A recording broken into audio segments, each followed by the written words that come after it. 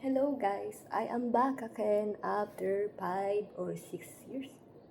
Hindi ko alam kasi nakita ko yung last upload ko is from 5 years ago.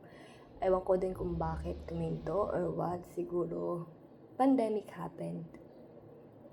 Yan. Tapos yung mga video nag-lean forward na lang sa TikTok, mga short video, skits. Kaya hindi na ako nakapag-vlog. Ayun, baka tinamad din mag-edit, ganun. So, ayun. Ang dami ko ng ibang napuntahan na mga lugar. Ayun, walang vlog. TikTok, short video lahat. Reels, ganun. Okay, gets ko na. Kaya, walang mga vlog kasi mas nag-lean forward sa mga short video. Siyempre, walang edit-edit yun. Ngayon,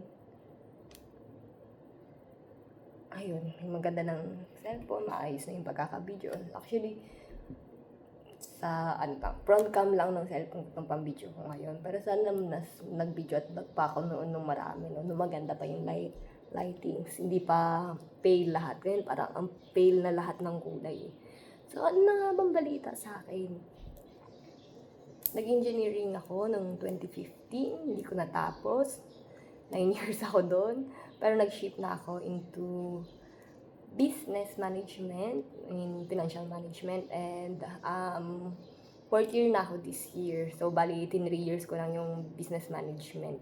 Next year, graduating na ako. Pero, secret lang yun. Wala akong sinasabihan. Para, surprise.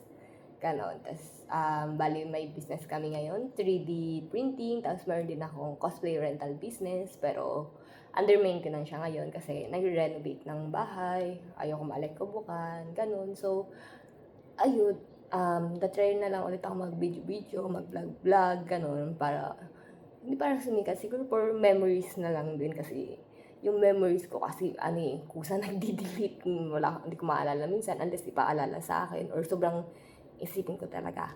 So, ayun lang. Bye! Welcome back to YouTube!